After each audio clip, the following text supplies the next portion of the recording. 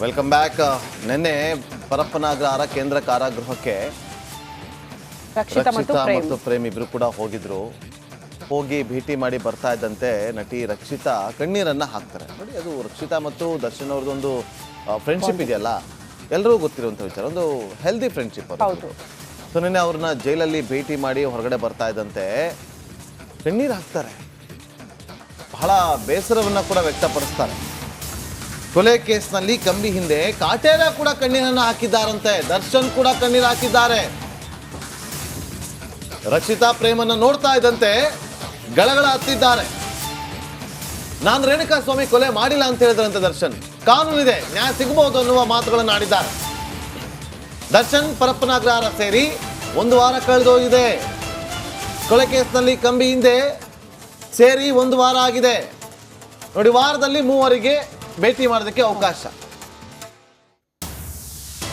ನಿನ್ನೆ ನಿರ್ಮಾಪಕ ಪ್ರೇಮ್ ಮತ್ತು ರಕ್ಷಿತಾ ಇಬ್ರು ಕೂಡ ಹೋಗಿ ಭೇಟಿ ಮಾಡ್ತಾರೆ. ಭೇಟಿ ಮಾಡ್ತಾ ಇದ್ದಂತೆ ಕಣ್ಣೀರು ಹಾಕ್ತಾರೆ. ಅಟ್ಲೀಸ್ಟ್ ಈಗಲಾದ್ರೂ ತಾನು ಮಾಡಿರುವ ತಪ್ಪಿನ ಅರಿವು ಆಗಿದೆ. ನಾವು ನೋಡಿಲ್ಲ, ರಕ್ಷಿತಾ ಅವ್ರು ಹೇಳಿದ್ರು ನಿನ್ನೆ ಹೊರಗಡೆ. ರಕ್ಷಿತಾ ಅವ್ರು ಹೇಳಿದ್ರು, ಅಯ್ಯೋ ಹತ್ಬಿಟ್ರು ಅಂತೇಳಿ. ನೋಡಿ, ನಾನು ಏನ್ ಮಾತಾಡಿದಾರೆ ಅಂತೇಳಿ ಮೊದಲಿಗೆ ಒಂದು ಬೈಟ್ ಇದೆ, ಕೇಳಿಸ್ಕೊಂಬನ್ನಿ. ಓಕೆ, ಅದಕ್ಕೆ ಸಂಬಂಧಪಟ್ಟಂತೆ ಒಂದು ಕಂಪ್ಲೀಟ್ ಡೀಟೇಲ್ ಆದಂತ ವರದಿನೇ ಇದೆ.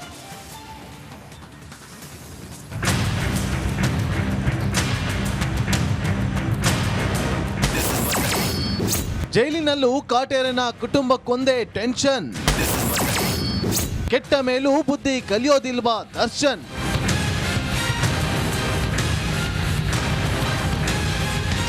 ಪಶ್ಚಾತ್ತಾಪ, ಅಯ್ಯೋ ಪಾಪ. ಈ ಪದ ಅದ್ಯಾಕೋ ಸ್ಟಾರ್ ನಟನ ತಲೆಗೆ ಹೊಕ್ಕಿದ್ಯೋ ಇಲ್ವೋ ಗೊತ್ತಿಲ್ಲ. ಇಂಥದ್ದೊಂದು ಟೆನ್ಷನ್ ಅಲ್ಲಿ ಈಗ ಕಾಟೇರನ ಕುಟುಂಬವಿದೆ.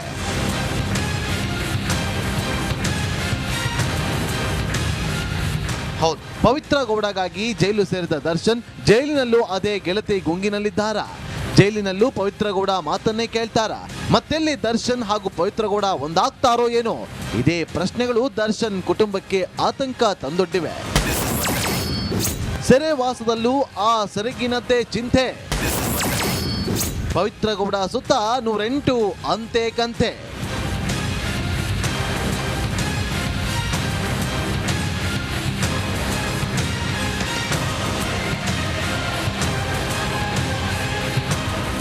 ಜೈಲಿನಲ್ಲಿದ್ದರೂ ಪವಿತ್ರ ಗೌಡ ಮೇಲೆ ದರ್ಶನ್ ಮನೆಯವರಿಗೆ ಅನುಮಾನ ಕಿಂಚಿತ್ತೂ ಕಡಿಮೆಯಾಗಿಲ್ಲ.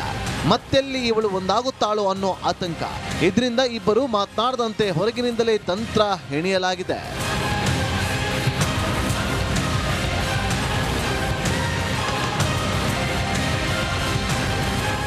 ಕಳೆದ ವಾರ ಪತ್ನಿ ವಿಜಯಲಕ್ಷ್ಮಿ ಹಾಗೂ ಮಗ ವಿನೇಶ್ ದರ್ಶನ್ ಭೇಟಿ ಮಾಡಿದ್ರು.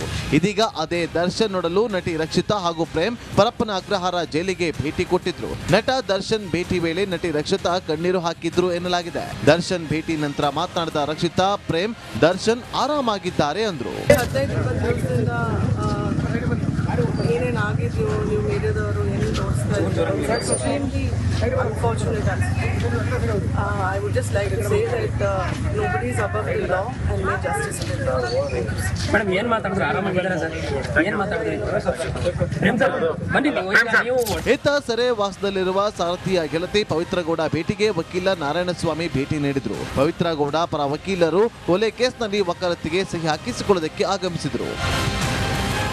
Bureau report, republic Kannada.